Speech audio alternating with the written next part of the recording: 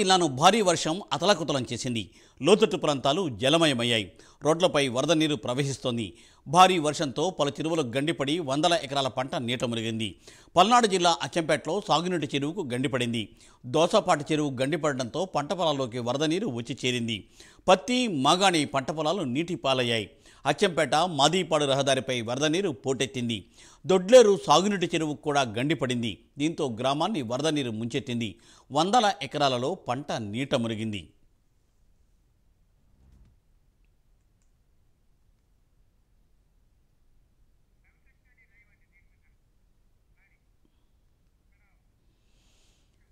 గుంటూరు జిల్లా వ్యాప్తంగా వర్షం పోటెత్తింది.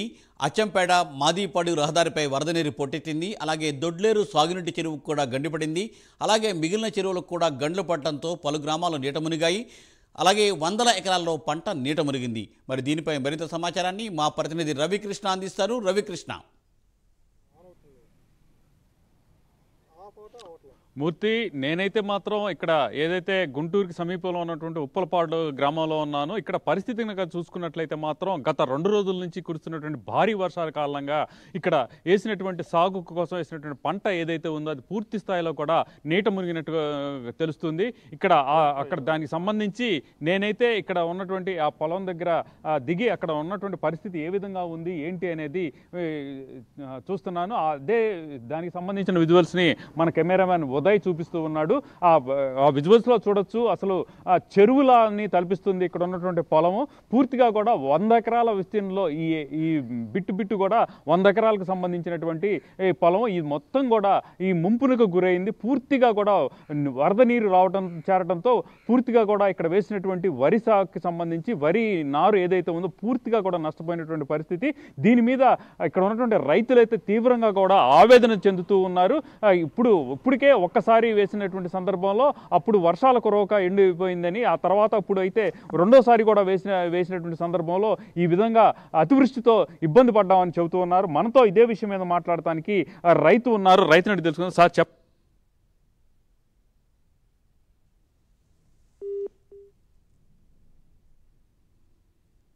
రైతులు కూర్చున్న వర్షానికి ఎక్కువైపోయిందండి.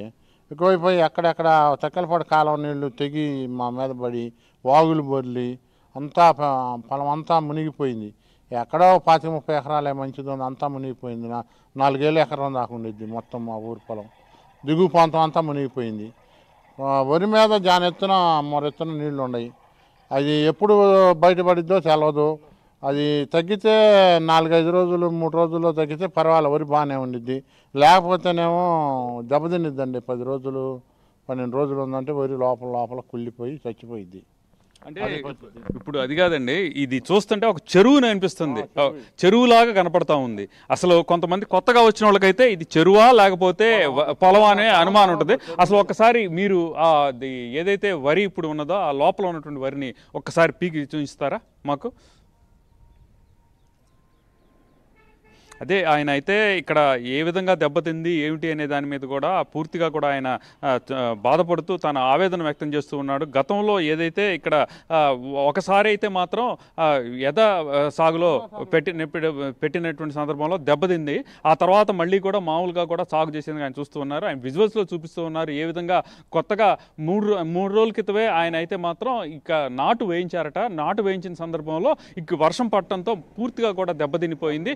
వాళ్ళైతే మాత్రం తీవ్రంగా కూడా ఆవేదన వ్యక్తం చేస్తామన్నారు. సార్ ఇప్పుడు చెప్పండి, ఇక్కడ మీకు ఎకరాకి ఎంత ఖర్చు అవుతుంది? ఎకరానికి 15,000 దాకా ఖర్చు అవుతుందండి. ఇప్పుడు అయినా ఇప్పుడు ఎత్తానికి నారు కావాలి, చచ్చిపోతే నారు లేదు. ఎక్కడ దొరికింది నారు? అంతా పొలం అంతా ఇట్లానే దెబ్బతినేది కదా. ఇదే ఎట్టొకట బతికింది అన్న పక్కన ఒత్తుకున్నది పీకి నాటుకోవటం ఏదో చేయాలండి. అంటే 2-3 రోజుల్లో కనుక నీరు లాగితే మాత్రమే ఇలా చేయగలుగుతారు, లేకపోతే 2-3 రోజులు అయితే ఈ వరే పనికొచ్చింది. 5 రోజుల వరకైనా పనికొచ్చింది. ఇంకా 10 రోజులు అంటే చచ్చిపోయింది లోపల. అది ప్రాబ్లం. అదే ఇక్కడ పరిస్థితిని కనుక చూస్తే మాత్రం ఇక్కడ రైతులు 10 రోజుల పాటు నీళ్లు పోకుండా కనుక ఇదే విధంగా కూడా వర్షం కనుక కంటిన్యూ అవుతే మాత్రం చాలా ఇబ్బందికరమైనటువంటి పరిస్థితులు, తిరిగి మళ్ళీ కూడా నాటుకోవాల్సిన పరిస్థితి వస్తుందని తెలియజేస్తున్నారు. ఇదే విధంగా కూడా పూర్తిగా కూడా నారు ఒకవేళ కావాలి అని అన్నప్పటికీ కూడా నారు దొరకనటువంటి పరిస్థితి అయితే ఉంది. అంటే ప్రతి చోట కూడా పంట పూర్తి స్థాయిలో కూడా దెబ్బతిన్నటువంటి ఈ సందర్భంలో నారుకు డిమాండ్ పెరుగుతుంది. నారు అనేది దొరకనటువంటి పరిస్థితి అయితే ఉంటుంది. ఇప్పుడు ఈ చుట్టుపక్కల ఏదైతే ఇక్కడ దగ్గర అరౌండ్ 4,000 ఎకరాలు సాగుకు సంబంధించినటువంటి పొలం ఉంది. ఆ పొలం మొత్తం కూడా ఈ విధంగా దెబ్బతిన్నటువంటి పరిస్థితి అయితే కనపడుతూ ఉంది.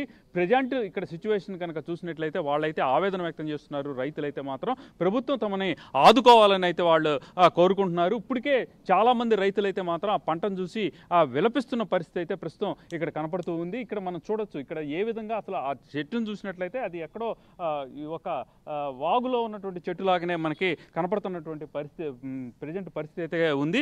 అదేవిధంగా ఎక్కడ చూసినప్పుడు కూడా పల్నాడులో చూసుకున్నట్లయితే మాత్రం పల్నాడులో కూడా ఇక్కడ ఏవైతే చెరువులు ఉన్నాయో చెరువులన్నిటి కూడా గండిపడిన పరిస్థితి, దొడ్లేరులో కానివ్వండి లేకపోతే అచ్చంపేటలో కానివ్వండి ఎక్కడైనా కూడా గండిపడినటువంటి పరిస్థితి. గండిపడి అక్కడ ఈ దొడ్లేరుకు సంబంధించినటువంటి అక్కడ ఉన్నటువంటి చెరువు ఏదైతే ఉందో అది మంచినీటి చెరువు. ఆ మంచినీటి చెరువుకి ఈ గండిపడి అక్కడ ఉన్నటువంటి ఫస్ట్ అయితే మాత్రం దానికి విపరీతమైనటువంటి వాటర్ రావడంతో ఓవర్ఫ్లో అయ్యి చుట్టుపక్కల ఉన్నటువంటి గ్రామాలు ఏదైతే ఉందో గ్రామాల మీదకి వస్తున్నటువంటి సందర్భంలో అధికారులు అయితే గండి కొట్టేయడంతో అక్కడ ఉన్నటువంటి స్థానికంగా ఉన్నటువంటి పొలాలు ఏవైతే ఉన్నాయో ఆ పొలాలకు మొత్తం కూడా వరద నీటిలో మునిగిపోయినటువంటి పరిస్థితి.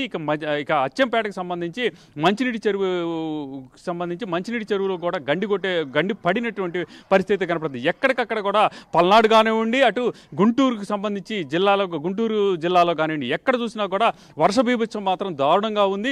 గత 2 రోజుల నుంచి కురిసినటువంటి వర్షాలతో కేవలం ఇక్కడ ఉన్నటువంటి ఈ పొలాలు కాకుండా కూడా ఇళ్ళు కూడా నీట మునిగినటువంటి పరిస్థితి, లోతట్టు ప్రాంతాలన్నీ కూడా జలమయమయ్యాయి. ఇక్కడ పరిస్థితి మాత్రం ఎప్పటికప్పుడు కూడా చాలా దారుణంగా దయనీయంగా ఉన్నటువంటి పరిస్థితి కనపడుతుంది. ఇవాళ మంగళగిరిలో నీట మునిగినటువంటి ప్రాంతాలు ఏవైతే ఉన్నాయో వాటన్నిటిని కూడా మంత్రి లోకేష్ చూస్తున్న పరిస్థితి అయితే కనపడుతూ ఉంది. Over to studio. Thank you Ravikrishna, thanks for update.